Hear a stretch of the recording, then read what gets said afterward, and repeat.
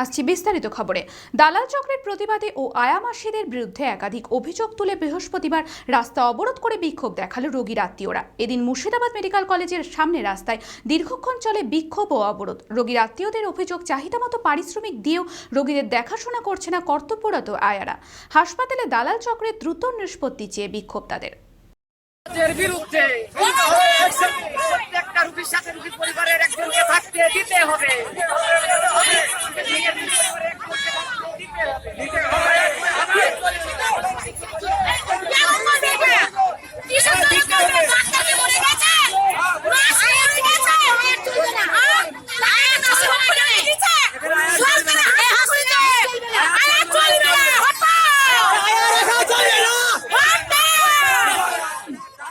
চলতি সপ্তাহে চিকিৎসায় গাফিলতি থেকে আয়ামাসীদের দৌরাত্ম্য।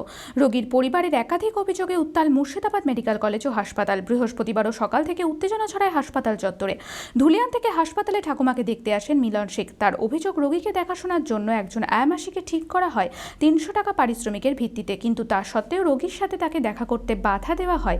এই ঘটনার প্রতিবাদ করলে রোগীকে দেখাশোনা করা হবে না বলেই সাফ জানিয়ে দেয় কর্তব্যরত আয়ামাসী। দেখেছি আমি আজ 7টার সময় আমার দাদিকে দেখতে গিয়েছিলাম সকালে, দিয়ে আয়া বলছে কি তুমি ঢুকতে ওখানে, আমি বললাম আমার দাদি আছে, যায় এরকম করে ঢুকবে নাকি বিনাইছে। দিয়ে আমি ওকে বললাম কি আমি 300 টাকা করে দিন দিচ্ছি আপনাকে, আমি দেখতে আসতে পারবো না। তা আয়া বলছি, আমি বললাম কি আমি কোনো টাকা দিব না, ঠিক আছে। তো আয়া বলছে তোমার রুগী কোনটা, আমাকে বলছে ওটা। আয়া বলছে এর কোনো টাকা দেবে না, এর কোনো রুগীর চিকিৎসা করা হবে না। কে বলছে আয়া? আমি বাইরে বের হয়ে ঢুকছি, দিয়ে রাস্তাতে একটা মেয়ে পাতলা করে মেয়ে পড়ে আছে। আমি ওর মানে বাড়ির মেম্বারটাকে বললাম আপনি টাকা দেন না, বলছে আমি টাকা দিইনি, বলে আমার কোনো চিকিৎসা হয়নি, রাত থেকে পড়ে আছে এখানে, ঠিক আছে। আমি বিশেষ অনুরোধ, আমরা যে হরতালটা ডেকেছি এটা যেন এই হাসপাতাল থেকে দালাল চক্র আছে এটাকে হটিয়ে যেন নার্স নিযুক্ত করা হয়। টাকা নিচ্ছে, আর কোনো পেশেন্টের সাথে কোনো রোগীর আত্মীয় থাকা যাবে না, এটা বলছে। এই জন্য সব মহিলারা আমাকে বললে তুমি আন্দোলন রাখো, আমরা তোমার সাথে আছি। আর এই ঘটনার পর অন্যান্য রোগীদের আত্মীয়রাও নিজেদের ক্ষোভ উগরে দেন। প্রতিবাদে মেডিকেল কলেজ চত্বরে মেন গেটের সামনে রাস্তা অবরোধ করে বিক্ষোভ দেখাতে থাকে রোগীর আত্মীয়রা। অভিযোগ, দিনের পর দিন এইভাবে হাসপাতালে দালাল রাজ চলছে, তার উপর আয়ামাসীদের দৌরাত্ম্য, সব মিলিয়ে হাসপাতালের পরিষেবা ব্যাহত হচ্ছে। এই ঘটনার শীঘ্রই সমাধান চেয়ে এদিন বিক্ষোভ দেখান তারা।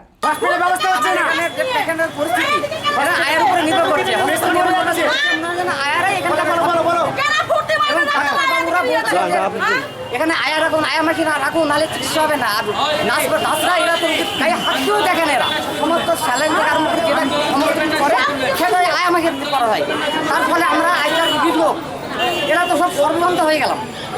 এবং আয়ারা বলে বেশি কথা বললে রুগীকে স্যালাইন দিয়ে মেরে দেবো, এরা আয়ারা বলে। এবং আয়ারা বলে স্যালাইন দিয়ে মেরে দেবো, স্যালাইনের জোর বাড়িয়ে দেবো, মেরে দেবো। আমরা তো বারবার বলছি যে মাসি দেখুন আমার ডাক্তারবাবু তো টাইম মেনটেন করে আছে, একদিন থেকে চলে যান, তিনি আমাদের কথা বলার সুযোগটাও দেন না। তিনি যে চেয়ারে বলবেন, আমি জিজ্ঞেস করতে স্যার আমার এখন কেমন আছে, আপনি একটু বলুন ভালো আছে কেমন আছে, তো উনি না বলে বেরিয়ে চলে গেলেন। মঙ্গলবার দিন যে ঝামেলাটা হলো, রুগী রুগী মারা গেছে, তার বাড়ির লোক ডাক্তারকে করেছিল, তার জন্যে স্কুলের স্টুডেন্টরা এসে মারধর করেছে। সেটা মারধর করলো কেন? তারা তো ডাক্তারি কাছে শিখতে এসছে মেডিকেলে, তো তারা তো প্রাণ বাঁচানোর জন্য করবে, তারা মারামারি করবে কেন? তারা কিসে ডাক্তার? তারা কি মস্তান? তারা মস্তান, তারা এখানে কী করতে পারে? মানুষের প্রাণ বাঁচানোর জন্য ডাক্তারি শিখছে, কিন্তু মারার জন্য না। পথ অবরোধ করলাম যে আয়ারা এখানে দেখছে চিকিৎসা করছে, কেন তারা কিন্তু দেখছে না, তো 150 টাকা নিচ্ছে, 150 টাকা নিচ্ছে, কিন্তু ভালো করছে দেখছে না। ওই কোনো মতো স্যালাইনটা দিয়ে যাচ্ছে, আর বাকি আর কিছু করছে না।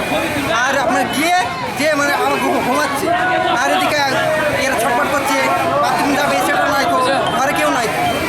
রোগীর আত্মীয়দের রাস্তা অবরোধের জেরে বহরমপুরের স্বর্ণময়ী রোডে তীব্র যানজটের সৃষ্টি হয়। বহরমপুর থানা থেকে বিশাল পুলিশ বাহিনী ঘটনাস্থলে যায়। ঘণ্টাখানেক পর অবরোধ তুলে নেওয়া হয়।